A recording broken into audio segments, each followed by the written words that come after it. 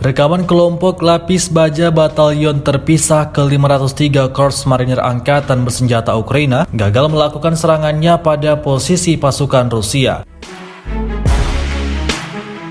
Ramai beredar di media sosial Telegram pada Jumat 21 Oktober 2022. Angkatan Bersenjata Rusia berhasil menggagalkan upaya pasukan Ukraina untuk maju di wilayah Donetsk, Kherson, dan Mykolaiv.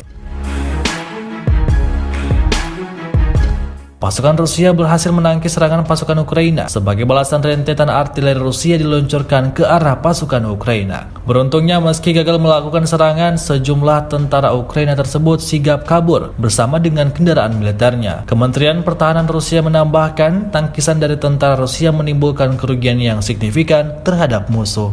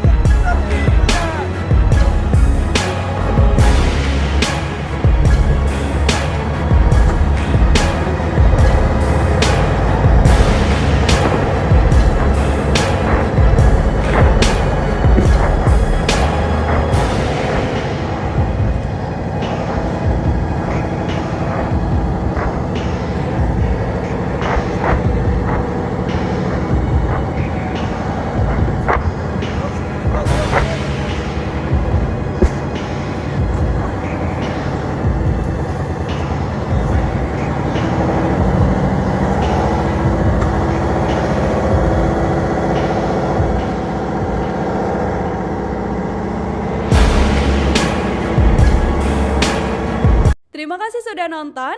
Jangan lupa like, subscribe, dan share ya.